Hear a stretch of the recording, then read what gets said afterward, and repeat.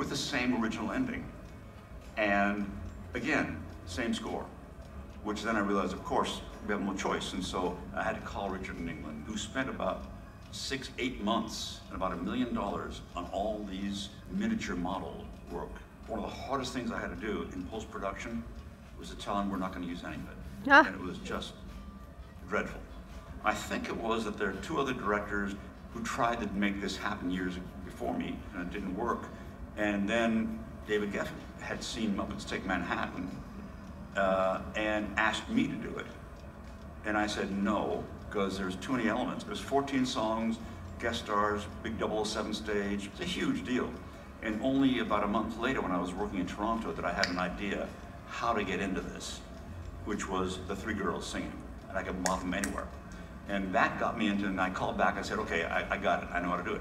When Little Shop of Horrors was down on 2nd Avenue, it was not a glitzy place. It was kind of a down and out place off Broadway.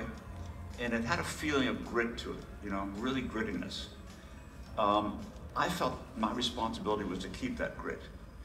One could easily do wild crane shots and beautiful singing and beautiful choreography, and I went anti that. I didn't want the girls to be choreographed like dancers. I wanted them just to be street girls. You may not notice it, but there's only 2 crane shots in the entire movie. And I was very judicious in using that. So it doesn't look like it's a big, large movie, but it looks like an off-Broadway thing. Well, Audrey 2 was built by Lyle Conway. And of course, when I say him, it's always a vast team of people under him. What was interesting is that when the plant is small, it's handleable, it's fine. We can do it in real time, no problem. But what we had a problem with, and we didn't know how to do it in rehearsal, we didn't know how to get a plant that weighs a ton, or a plant that is 9 feet tall, to lip sync fast. I wanted the lip sync perfect. I didn't want just flapping, I wanted it perfect. And we couldn't figure out how to do it, because you cannot physically move foam rubber that fast. You just can't do it. So Lyle and I worked on it, and there was one day, it was that during tape, we were rehearsing it, and we rewound the rehearsal, and I said, wait a second, because when we rewound it, the mouth was going fast. I said, holy cow. So what we did then is, when we shot the plant by itself, and it was big, like in Feed Me, we shot it at, probably about 12 frames per second.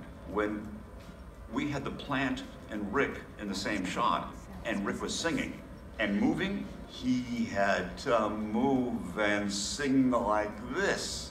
And then we sped it up, and it was normal. These days, it takes 5 weeks to shoot a movie. It took 5 weeks to shoot Feed Me.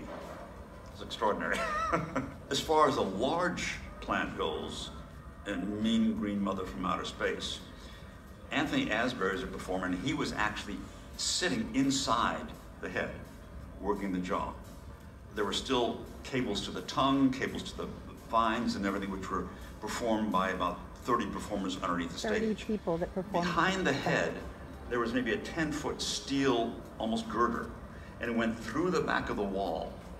And there was essentially a fulcrum, which was allowing the head to be balanced by 2 guys in the back. So whenever the head moved, the guys in the back would push it like that. And the guys would push it like that. And way in the back like that. And of course I was shooting at 16 frames a second, so it looks like it's going like that. The casting of the movie was interesting. Rick Moranis was suggested by David Geffen. I never heard of Rick. I never saw SCTV because I was working in London all that time, and it wasn't shown in London. So when he suggested Rick, I looked at Rick and I said, great, I didn't know him. He wanted a larger star for Audrey instead of Ellen, who was the original Audrey. And I said, could you please give Ellen a chance? Let me do a screen test for her. And she had a screen test, and David said, okay, because I didn't see anybody else. Are you paying attention? Because I'm going to stop recording. I recorded all of this for you. Surface.